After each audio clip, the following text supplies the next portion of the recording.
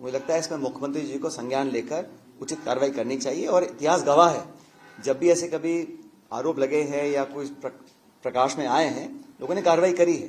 क्या मजबूरियां हैं collision politics की या इस प्रदेश की, वो समझ से परे हैं, लेकिन कार्रवाई करनी चाहिए।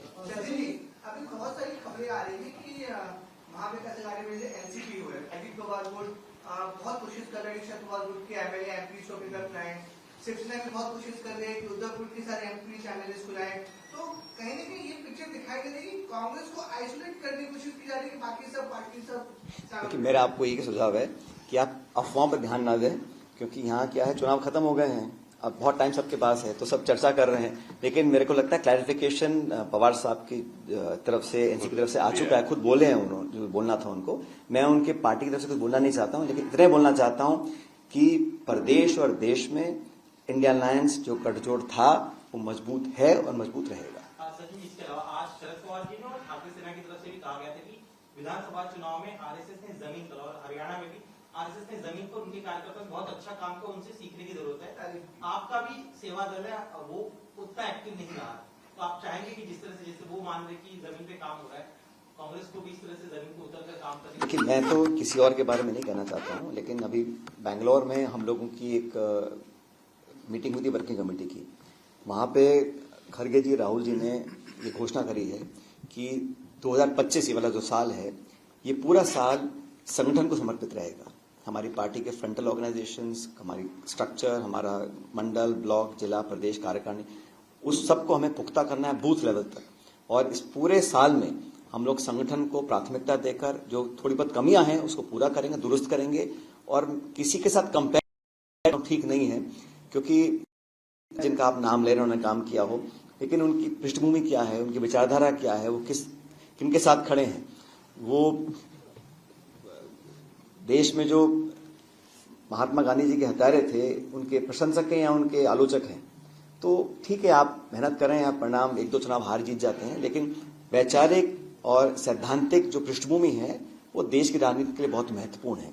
इसलिए हम लोग अपने आप को और मजबूत कर रहे हैं। और पूरा 2025 आप सभी जानते हो, 15 तारीख को कांग्रेस पार्टी का जो मुख्यालय है उसमें हम तब्दीली कर रहे हैं। एक नए ऑफिस में हम लोग जाएंगे, एक नई शुरुआत नए साल से होगी, मकर संक्रांति के बाद। और पूरे 12 महीने संगठन को लगातार ताकत, बल, मजबूती देने का काम करेंगे। और कांग्रेस पार्टी के कार्यकर्ता पूरे देश में, और मैं बड़ी विनम्रता से कहना चाहता हूं, हमारे देश में बहुत से दल हैं, कुछ हमारे विरोधी हैं, कुछ हमारे समर्थक हैं, लेकिन पूरे देश में, प्रत्येक राज्य में, प्रत्येक जिले में, प्रत्येक गांव में, राष्ट्रीय स्तर पर भारतीय जनता पार्टी को अगर कोई चुनौती देकर पराजित कर सकता है राष्ट्रीय स्तर पर, तो वो कांग्रेस पार्टी है। और कांग्रेस पार्टी का कार्यकर्ता आज भी हर गली, घर, झोंपड़ी में मौजूद है और हमेशा रहेगा। हम सबको साथ लेकर चलेंगे। और ये सारी जो आप चर्चा करते हैं, ये सिर्फ प्रोपेगेंडा हो सकता है, लेकिन इंडिया अलायंस का जो गठबंधन हुआ था वो मजबूत था और अब मजबूत रहेगा। आने वाले समय में हम मिलकर काम करेंगे और एनडीए को चुनौती देंगे। एक सवाल है, आपके ओबी स्टेट से 1 साल हो गया है, उपचुनाव हुआ, 1 सीट जीती आप कहना ही साधु खंड से दोनों भी टूट गए, वहां कांग्रेस को मजबूत के लिए क्या? एक तो आपको मैं सुनाता हूं, किसी एक चुनाव में अलायंस ना होना, इसका मतलब अलायंस टूटना नहीं होता है, अलायंस ना होना होता है। ठीक है, उनके साथ भी जो नेशनल अलायंस है हमारा, वो अभी आज भी मौजूद है। वो बाई इलेक्शंस था, किसी की होम सीट थी, पार्टी की लोकल यूनिट्स की अलग राय थी, तो हम लोग वहां पे अच्छा परफॉर्म नहीं कर पाए। आप बिल्कुल सही कह रहे हैं, उस पर भी हम लोग कार्रवाई करेंगे। लेकिन बाई इलेक्शंस, सिटिंग गवर्नमेंट होती है, अलग तरह का प्रभाव रहता है, तो 100 तरह की बातें आती हैं। लेकिन बात सही है, वहां पे और हमको मेहनत करने की जरूरत है। लेकिन आप लोग बार बार जो संकेत कर रहे हैं इंडिया अलायंस के ऊपर, उस पर मैं समझता हूं हो सकता है कि भाजपा के साथी कुछ चाहते हो, कुछ मिसचिफ क्रिएट करना, कुछ अफवाह फैलाना, कुछ खबर प्लान कर देना, लेकिन ऐसा कुछ नहीं है। क्योंकि हमारा जो कमिटमेंट है वो स्वयं के लिए नहीं है। देश में जो खतरा आया था या अभी भी है संवैधानिक संस्थाओं के ऊपर, पार्लियामेंट्री डेमोक्रेसी के ऊपर, उस पर हम सब लोग साथ हैं। और इस मुद्दे को लेकर चाहे ममता बनर्जी हो, चाहे कोई और दल हो, हम सब मिलकर काम कर रहे हैं। इसमें किसी को कोई डाउट नहीं होना चाहिए।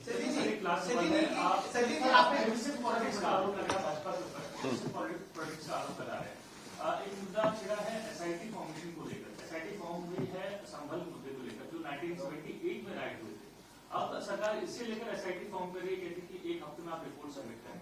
तो जिससे कि आप आरोप लगा रहे हैं कि डिविजन पॉलिटिक्स कर रही है, डाइवर्जिंग पॉलिटिक्स कर रही है। आप मैंने शुरू में कहा, आप मेरी बात को रिपीट ही कर रहे हैं।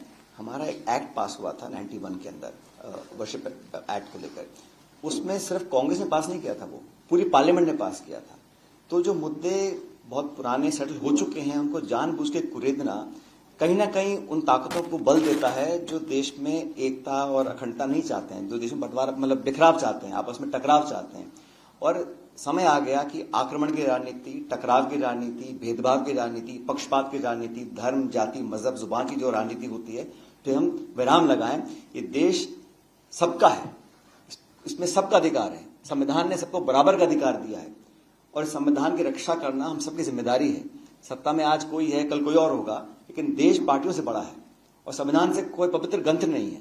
उस ग्रंथ की अगर हम स्पिरिट को नहीं मानेंगे, उसकी अवहेलना करेंगे, संवैधानिक संस्थाओं को लगातार हम लोग कमजोर करने का काम करेंगे और एक सोचे समझे तरीके, साजिशपूर्ण तरीके से कॉन्स्टिट्यूशनल इंस्टीट्यूशंस को हम लगातार वीकन करते रहेंगे, तो मैं समझता हूं इस देश के लिए एक अच्छा संकेत नहीं है। हमारे देश में चाहे जुडिशरी है, इलेक्शन कमीशन है, बाकी इंस्टीट्यूशंस हैं, उनको लगातार एक सिस्टमैटिक तरीके से हम वीकन करते रहेंगे, तो ये अच्छा संकेत हमारे लोकतंत्र के लिए नहीं है। तो हम सब मिलकर साथ रहें, इंडिया अलायंस के हम सभी लोग, और इन्हीं मुद्दों को लेकर गठबंधन हुआ था। जो हमारे साथी इंडिया अलायंस के हैं, आपस में सामने चुनाव लड़े हैं।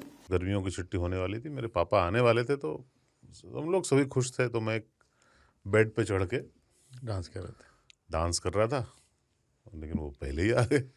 फ्रीज। तो मैं उस समय तो कंटिन्यू नहीं कर सकता था ना, तो फ्रीज फ्रेम टाइप का हो गया। कसम पैदा कर